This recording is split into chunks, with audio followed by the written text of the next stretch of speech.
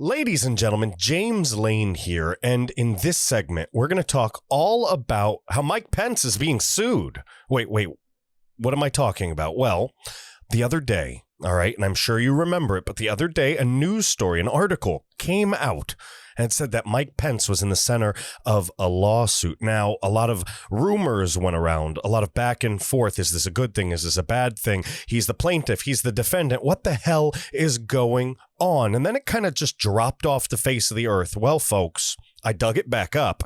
All right. I dug it back up and I found out that it's actually a really good thing. And I think that you should hear about it. So pay attention, folks. We're going to go through it next.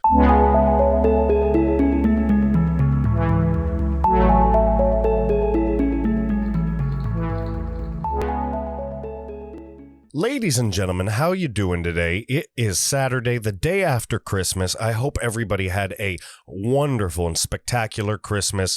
I know it's been a hell of a year, and I see all of the Christmas wishes. There's hundreds and hundreds and hundreds, and I'm going to do my best over the next few days to get back to everybody. So if you're wondering why I haven't responded to you, or if you're sitting around going, that bald a-hole, he just doesn't give a crap, don't trust me, I'm just one dude, okay, guys? There's like 1,000 things to respond to, so it kind of, it takes a lot of time. It takes a lot of time, especially since we're a grassroots movement and don't have like any personal assistance or social media management or anything like that. It's pretty much just me doing the social media at this point. So bear with me. I will get back to you. But what I really wanted to get to was I wanted to do a little bit of a brief overview. This isn't a deep dive. Again, we're not going through the lawsuit here. We're not digging through. It's like 100 pages. And by the time I get through it with you, who knows what its relevance will be. But I kind of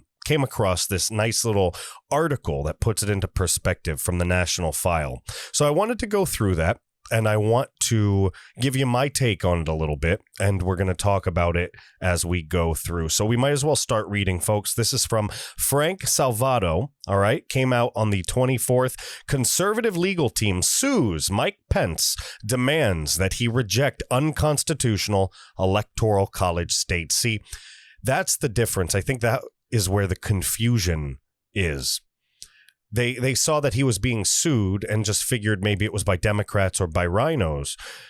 But I think this is more of an insurance policy. They're suing him to make sure that regardless of his personal opinions, he does his duty and rejects the ballots from those horrible, horrible, horrible states where irregularities, I have to call it irregularities, folks. I don't want to get taken off YouTube. I want you guys to see this video, but where irregularities have run rampant. So let's start reading. The lawsuit before the Supreme Court seeks to direct the vice president to refuse to include the electoral votes from the 5 states until those state legislatures can certify their votes.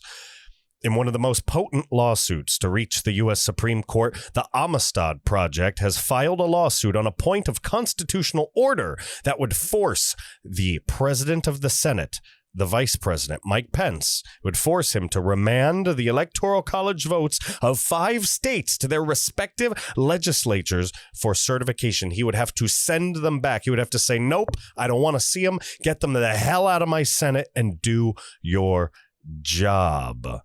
The Thomas More Society's Amistad Project filed a lawsuit December 22nd, 2020, this was a couple days ago, claiming that several federal and state laws, some enacted under the guise of COVID protection, had unconstitutionally and illegally delegated the authority of the various state legislatures to certify electoral college votes to state executive branches. Now, I know what you're telling yourself. A lot of you are saying, hey, this is what all the lawsuits have been saying, and that's exactly true. The thing is it's about getting a court to hear the lawsuits, right? These lawsuits that the Trump team and all these other people, Texas, everybody, that they've been pushing forward to all these different courts. It's not that there's no evidence. Nobody's denying that things happened. What they're denying is the right to hear it. They're trying to run out the clock like football, folks, like a football play. You're ahead in the points and you're just trying to run out the clock so the other team doesn't have time to score. That is what they're trying to do to Trump. That is what they are doing to we, the people. The Amistad Project is arguing that the state legislatures of Pennsylvania, Michigan, Wisconsin, Georgia, and Arizona, by virtue of this unconstitutional transfer of power, were prohibited from exercising their rightful power under the U.S. Constitution to certify the presidential electors' votes cast on December 14th, 2020, in their respective states. Under Article 2 of the Constitution, presidential electors must be appointed by each state in the manner prescribed by the state's legislature. Now, I know you've heard this 1,000 times now because there's been a 1,000 lawsuits and we have 1,000 crooked judges that don't want to hear this. So we keep beating the dead horse. By the time we're done with all this, it's kind of funny. The average layperson is going to practically be a constitutional scholar. Quote, each state shall appoint in such manner as the legislature thereof may direct a number of electors equal to the whole number of senators and representatives to which the state may be entitled in the Congress. So if your state has 50 representatives in Congress and all that stuff, senators, all that combined, then there's 50 electoral votes coming out of that state. That's all that says. There's plenty of time left to resolve these issues. Well, that's not all that says. That's what the second part of that says. The first part is that the legislature directs it. The legislature is the people in charge. We know by now, my fellow constitutional scholars, like I said, we know by now that all these governors, all these different people, they've taken the power from the legislature and they've made the calls themselves under the emergency powers that they all had for COVID. Remember, if there was no COVID, Trump wins this election 400 plus. Plain and simple. People might not like to hear that. That is my opinion, YouTube gods. Don't take off this video. I can't believe we're at that point. Let's keep reading. There's plenty of time left to resolve these issues before the constitutionally imposed deadline of noon on January 20th. Congress needs to postpone its tally of the electoral votes until the legislatures of those states have a chance to convene and sort out the irregularities, which, remember, in multiple states, they've suspended our ability to convene, our ability to gather in groups, that magical thing that we're supposed to be allowed to do as per the Constitution. They've taken away all of our rights in order to destroy a president.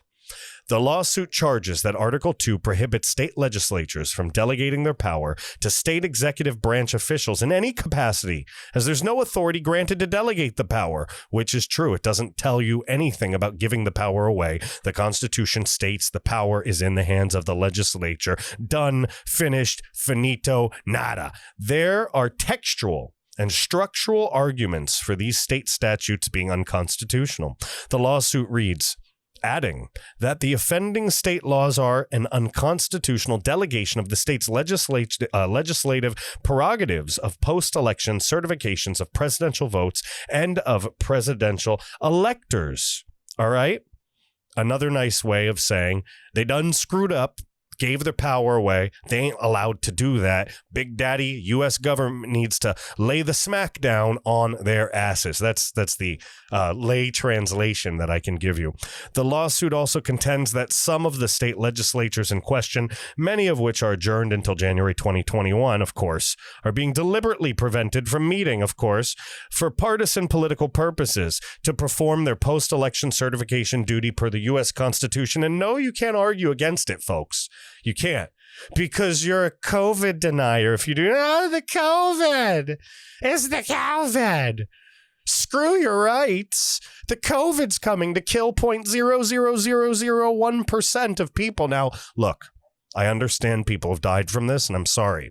I'm sorry. It's a shame. People shouldn't, they shouldn't, have to go through this. At the same time, we have no control over secondary conditions, and some secondary conditions that there is control over, some of the people that have those conditions have chosen not to control them. I'm not saying everyone. It's a small percentage.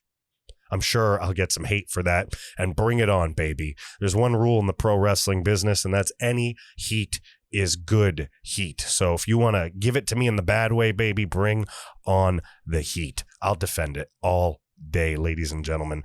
The Amistad Project. It cited governors in at least 2 states who refused to call a special session per state constitutional structure so that the legislatures can legally perform their constitutional mandates. quote, the very body that is responsible for how these electors are selected can't even meet after the election up through January. So that's unconstitutional in that it's a delegation of authority to a governor of a legislative function. It's supposed to be the body of legislatures, folks, not the governor, not a person, not a monarch, not a king, not a tyrant, not a Cuomo, not a de Blasio, not a Lightfoot, not an Inslee. I could go on and on and on, ladies and gentlemen. Not a piece of crap rhino, Brian Kemp, not one of them. Not one of them, ladies and gentlemen.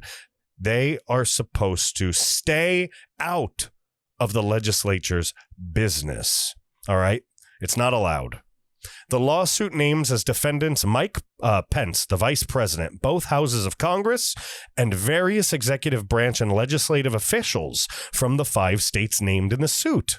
This is interesting. Legislatures in states such as Pennsylvania closed before this month's planned vote to certify electors. State legislatures have the constitutional duty to approve the electors and should reopen to do so instead of letting the presidential election results stand. By the way, it's super hard to say the word legislatures like 20 times throughout an article, so don't sue me.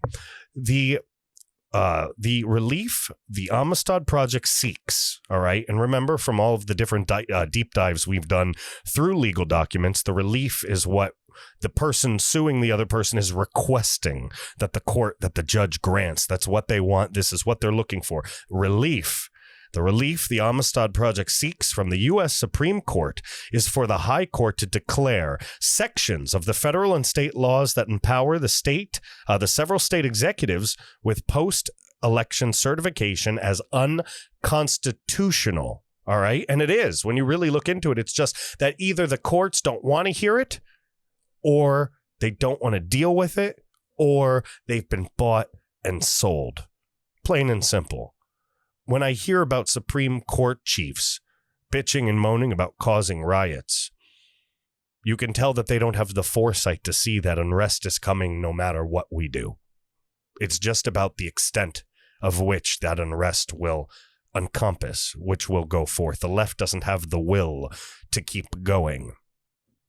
So if you bring in the left, if you screw us over, and you turn this into a leftist tyrannical regime, it'll only empower the left and create no force to stop them, which then leads to patriots rising up to stop them. You guys have to understand, if the left steals this leads to a very chaotic situation, far beyond anything that you could imagine if Trump does capture this election the way he should and the way I believe he rightfully won.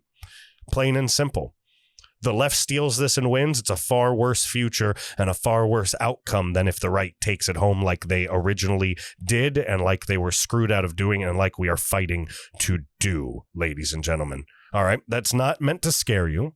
That's just my belief, my prediction, me looking at the facts, putting the pieces together, moving the chess pieces 10 steps ahead and spilling it out of my mouth onto a silver platter for you.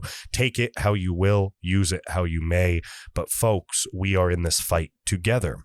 The lawsuit also seeks to prevent Mike Pence, the vice president, who will be presiding over the counting of the Electoral College votes and Congress, from including the votes from Arizona, Georgia, Michigan, Pennsylvania, and Wisconsin until after their individual states are able to meet their legislatures and independent of their state's executive branches certify the votes. So they want to send this back to the states, remove the executive branch, the governors, the secretary of states, all that crap, and put it completely in the hands of the legislature. The people, remember, that were elected to represent you and me, we the people, all right? The legislature is the only group that can represent us, even if they kind of half-assedly represent us because some of them are bought and paid for by either big lobbyists, big businesses, big corporations, or China. It's disgusting, I know.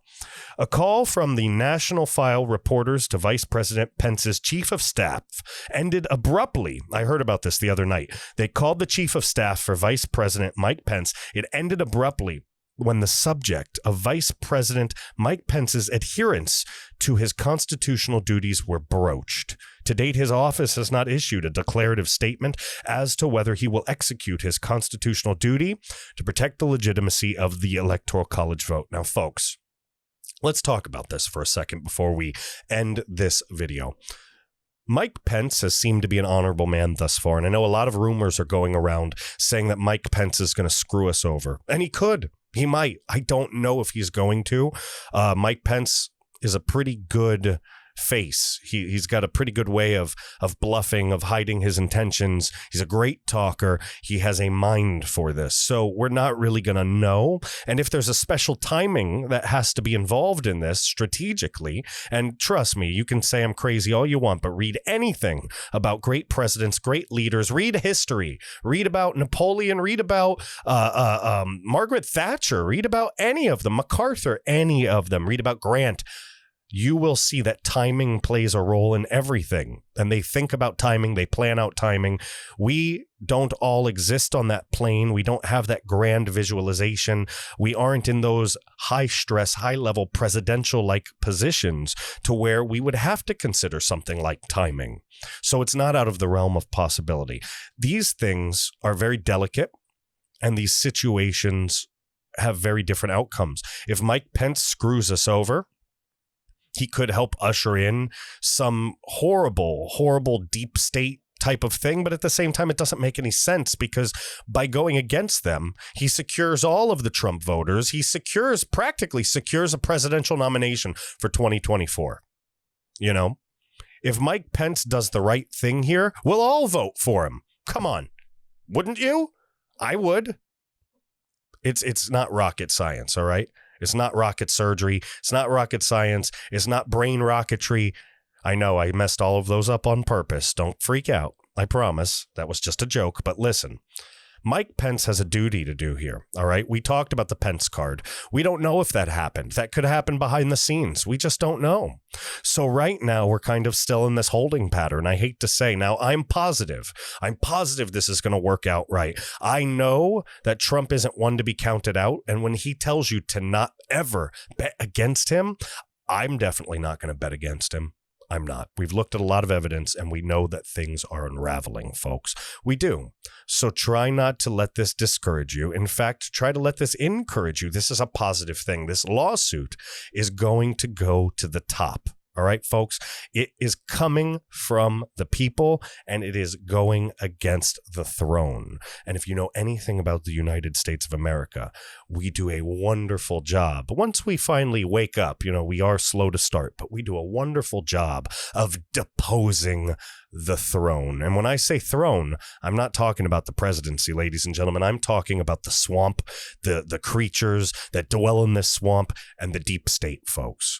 So with that, if you really love what we're doing here, if you enjoy the content, if you're appreciative to have a channel like this giving you our truth, the right truth, the real truth, how history will be written in the end, folks, do me a favor. Hit the subscribe button, hit the notification bell, whether you're on YouTube, BitChute, Rumble, anywhere there. Just do that. Follow along, subscribe, leave a comment. That helps more people see what we're doing, and share. Our distribution is cut. As you can imagine from the content we're putting out, we're censored to the gills. So all the growth that you're seeing, the 14,000 people following along on Parler, the 1,500 and rising here on YouTube, and it will rise. It should have been bigger before, but I've seen them reduce the counts on numerous occasions, folks, and it's all part of the censorship BS. But they can't stop us if you spread the word of mouth, folks. That's how we do it. Now on Apple Podcasts, if you're listening to this as a podcast, just audio, it's a completely different experience, I know, than the video version. We have different types of buffer music, all kinds of things, and I know that you guys are loving what we're doing. And if you truly do me a favor, 5-star rating. All right. Hit that 5-star rating and leave a comment, leave a review in that rating. It massages the iTunes algorithm, moves us up the rankings, and allows more patriots, more Americans to wake up, to see what we're doing, and join the American Reveille movement. And folks, if you really, really love what we're doing. As you know, we don't sell anything. I don't have a subscription service. Everything is coming out of the paycheck that I make for the day job and the donations that I depend on from you guys. All donations get reinvested into the American Reveille. I don't spend one dime on one cheeseburger, one penny on one corn of cob, ladies and gentlemen. That just came out of my head. It sounds strange, but the more you think about it, it will turn out to be funny. Folks, head over to www.americanreveille.com. All right, right here. You can go just like this. And if you would like to donate, you can hit this donate tab right here. You can give us Bitcoin if you're into all that high tech stuff, or just hit donate. It'll take you to PayPal, and you can give us anything. $5, $10, $100, $1,000. Just remember, it'll all get reallocated into this company, and I will provide receipts and I will provide pictures of whatever it's spent on, because I want to make sure that you see what we're doing. We're transparent because we are for you, ladies and gentlemen. We appreciate it. We thank you so much. Stay tuned today. We've got 2, 3, 4 more videos coming out in the next 12, 13 hours, and you're going to love every bit of it. So folks, thank you again. Have a great Saturday.